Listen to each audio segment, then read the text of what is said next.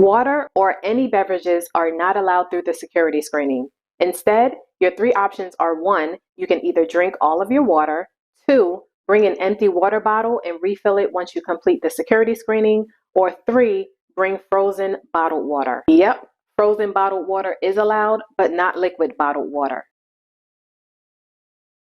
I don't make the rules.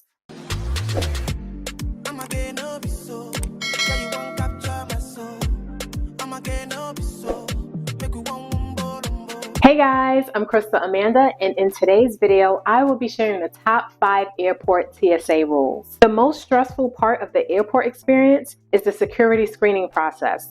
So if you're looking for tips on how to have a smooth airport security screening, stick around. And be sure to watch to the end of the video so that you don't miss a bonus tip.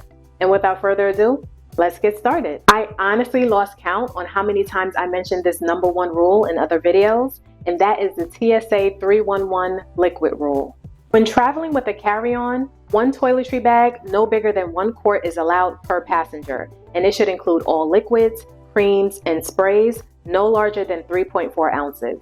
If you pack more than 1 toiletry bag, TSA will instruct you to fit as much as you can in 1 toiletry bag, and you'll have to discard what can't fit or go back to the check-in counter and check in your luggage. Or let's say you pack liquid containers larger than 3.4 ounces. These are not allowed in a carry-on or personal bag, and you'll either have to throw away or again go back to the check-in counter and check in your luggage. Number 2 is that bottled water is not allowed through security. Water or any beverages are not allowed through the security screening.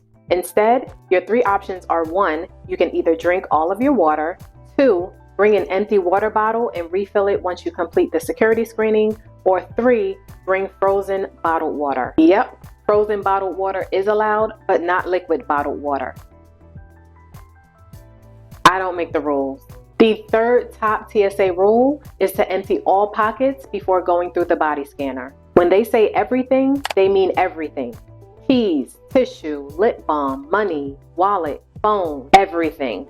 If you forget anything in your pockets, you'll have to go back through the scanner and may or may not have to grab a bin, remove the items from your pockets, and walk through the body scanner again. Number 4 is to remove your jacket, shoes, and belt. Most airports will require you to take these off before going through the body scanner, which is why it's recommended to wear easy removable shoes. So be proactive and start removing what you can before reaching the bin. The 5th top TSA rule is to separate your electronics from your other items. Whether it's a laptop, tablet, or an electronics bag, it must be placed in a separate bin from your liquids and personal items. But keep in mind that this doesn't apply to all airports. Depending on the type of scanner used, some airports or airlines don't require the removal of electronics. So be sure to pay attention to the announcements from the TSA officers when you reach the line. Don't be afraid to ask a TSA officer if you're unsure about something. They're also there to help with any questions we may have. Remember that the overall goal is to keep the security line moving at a decent pace and not hold it up because you forgot to separate something or remove something or empty your pockets or pack the wrong size containers, etc. So I hope you're finding some helpful tips so far, and if you are, please do me a solid and click that like button. Now let's get into the bonus tip. If you have TSA PreCheck, there are some exceptions to the security screening process. TSA PreCheck is a trusted traveler program that has a separate security line and does not require you to remove your jacket, shoes, belt, nor separate your liquids and electronics. This benefits flights departing from US airports only. It's pretty much an express line for the security screening. It can definitely work in your favor if you're running late to the airport. That is, if the TSA PreCheck line is open. Meaning if you have a super early morning flight like 5 a.m., the TSA PreCheck line may not be open yet. But you can't just enter the TSA PreCheck line if you're not a member. To apply for TSA PreCheck, you must complete an extensive online application, which includes a background check, pay the $78 fee for 5 years. Then, if your application gets conditionally approved, the last step is to complete an in-person interview where you will have your photo taken and get fingerprinted. But you're not done just yet. The final step is if your application gets approved, you will be issued a KTN, known traveler number. The KTN is a number you should fill in when booking a flight so that the airline receives it and TSA PreCheck will reflect on your boarding pass.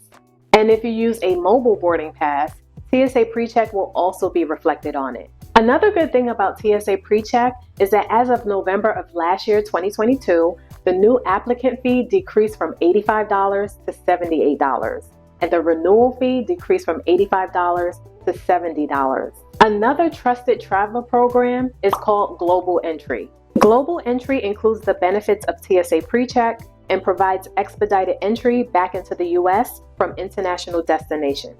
The fee is $100 for 5 years, and it's the same application process as TSA PreCheck.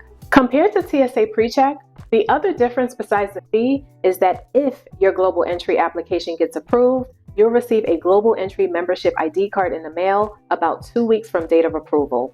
To apply for TSA PreCheck or Global Entry, go to ttp.dhs.gov, and I'll also link it in my description. TTP stands for Trusted Traveler Program, and DHS stands for Department of Homeland Security. For more helpful tips on the airport security screening process, check out my TSA Do's and Don'ts video after this.